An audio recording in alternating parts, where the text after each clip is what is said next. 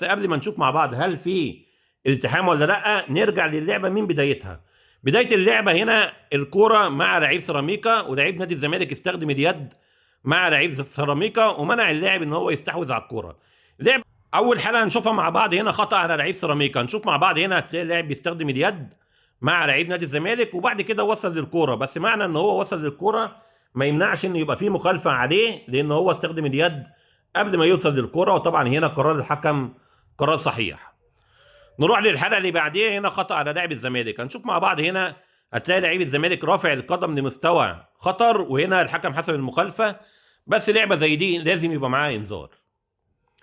نروح للحلقه اللي بعديها. هنا لمسه يد على لعيب نادي الزمالك. هنشوف مع بعض هنا هتلاقي اللاعب مكبر حجم الجسم باليد. الطبيعي ان الحكم يحسب هنا مخالفه على لاعب الزمالك، لكن هنا الحكم ما حسبش حاجه في اللعبه ديت. نروح للحلقه اللي بعديها. هنا في تدخل بقوه من لاعب سيراميكا على قدم لعيب الزمالك. هنا الحكم حسب المخالفه وادى اللاعب انذار، وقرار الحكم قرار صحيح. لكن اللعبه اللي بعديها على طول في تدخل بقوه من لعيب الزمالك على قدم لعيب سيراميكا. اللعبه زي دي كان لازم الحكم يحسب المخالفه ويدي اللاعب برضه انذار، لكن الغريبه هنا ان الحكم ما حسبش حاجه في اللعبه ديت.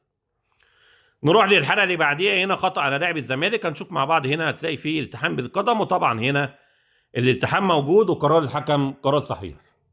نروح للحلقه اللي بعديها وهي ضربه الجزاء الاولى اللي اتحسبت لفريق نادي الزمالك، بس قبل ما نشوف مع بعض هل في التحام ولا لا، نرجع للعبه من بدايتها. بدايه اللعبه هنا الكوره مع لعيب سيراميكا، ولعيب نادي الزمالك استخدم اليد مع لعيب سيراميكا ومنع اللاعب ان هو يستحوذ على الكوره. لعبه زي دي كان لازم الفار يجيب الحكم ويشوفها من بدايتها، ما يجيبلوش ضربه الجزاء بس وجوه خط ال 18، لازم يجيب له اللعبه من بدايتها. لو جاب له اللعبه من بدايتها هيلاقي لعيب نادي الزمالك بيستخدم اليد ومنع لعيب سيراميكا ان هو يسيطر على الكوره زي ما احنا ما شايفين مع بعض. حتى لو لعيب نادي الزمالك وصل للكوره ولعبها، لو انت هتقول لي ان لاعب وصل للكوره ولعبها وده عادي، هقول لك ارجع لاول حاله في الفيديو وشوف بعديها وقرر هل استخدام اليد يمنع حتى لو وصل للكوره يمنع المخالفه ولا لا. طبعا هنا اللاعب بعد ما لعب الكوره راحت لزميله وحصل بعديها الاتهام زي ما احنا مش شايفين مع بعض، فطبعا لو الفار رجع للحكم من بدايه اللعبه ما كانش هيحسب ضربه الجزاء. نروح للحاله اللي بعديها. هنا لعيب نادي الزمالك عمل التحام بالقدم ومنع لعيب سيراميكا ان هو يوصل للكوره.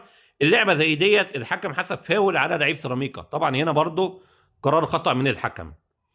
نروح للحلقه اللي بعديها وهي ضربه الجزاء اللي اتحسبت لفريق نادي الزمالك. هنشوف مع بعض هنا هتلاقي الكره جايه في يد لعيب سيراميكا، وهنا طبعا اليد مكبره حجم الجسم. اللعبه زي دي ضربه الجزاء صحيحه واكد عليها كمان حكم الفار.